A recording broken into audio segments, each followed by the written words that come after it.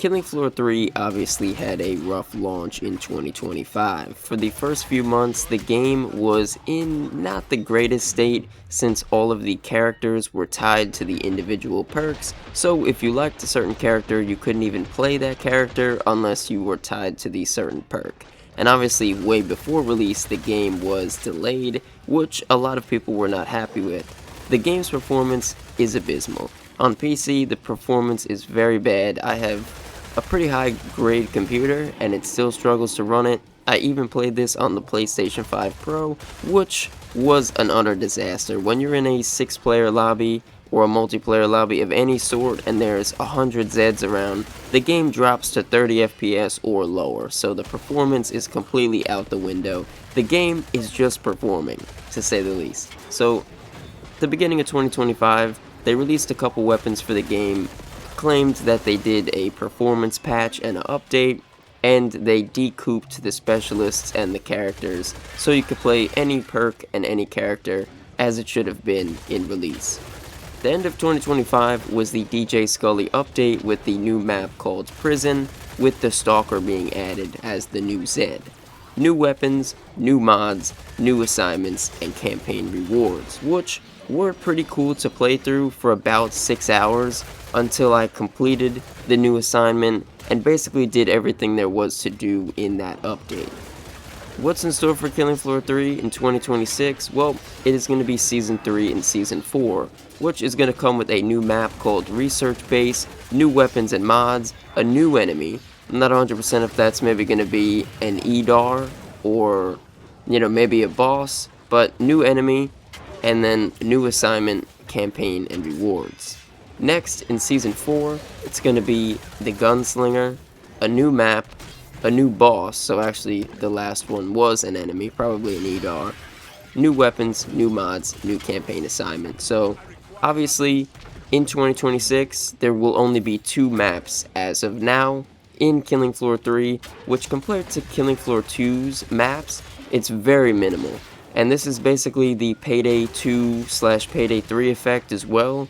Payday 2 had over 10 years of content, Payday 3 drops with a sliver of the content, and people just deem it as bad. Well, it's not necessarily just judging off of previous content, the games play totally different. So Killing Floor 2, Killing Floor 3, Payday 2, Payday 3 is a very similar effect, and the games just don't really meet the standards of the prior game.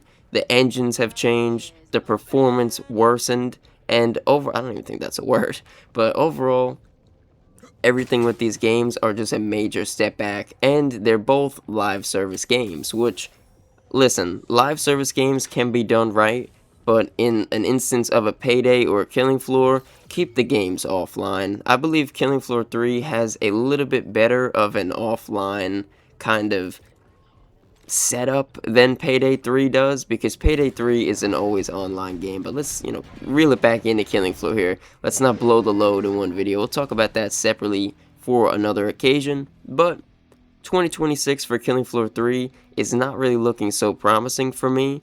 The player count on Steam is under 300, so it doesn't really say the exact player base when you even look on Steam, which is just a disgrace, because I was so excited for this game, and looking at it now, like, yeah, I platted the game on PlayStation, I leveled up a couple perks to the max level, and I had a decent amount of fun with it, but I can't just ignore all the bad things about the game, and really, it just feels clunky, not really polished at all, the performance is bad, and it just feels like a drip feed.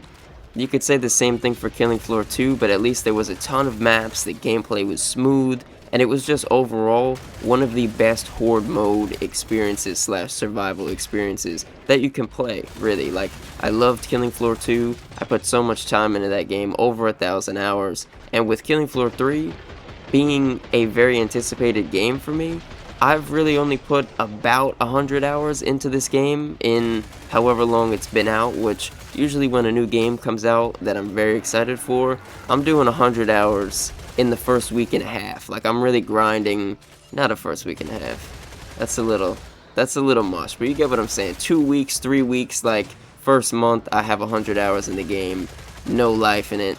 The shower is screaming my name to get into it, so it's like, for me to not be playing Killing Floor 3 right now and Payday 3, there's obviously serious problems with content, performance, and just the overall structure of the game, being the gameplay, etc. So, not really looking forward to the future of Killing Floor 3, to be honest with you guys. I used to post videos on Killing Floor, they're not really public anymore, but this game was very anticipated, and it did let me down a lot. So, I don't really know what to say about Killing Floor 3. I'm not really preying on the game's downfall in hopes that it shuts down, but I'm not going to be waiting and so eager to play the updates. Like, maybe when Season 3 drops, I'll be like, let me try it out, see how it is, play a little bit of the Battle Pass, since I did play through a lot of the Battle Passes.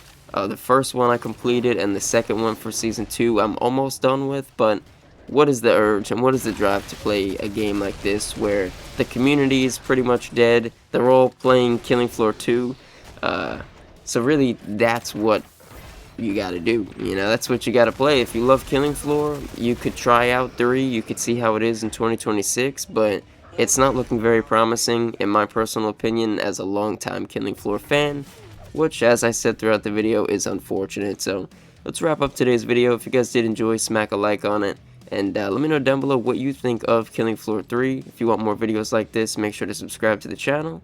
I'm out. Peace.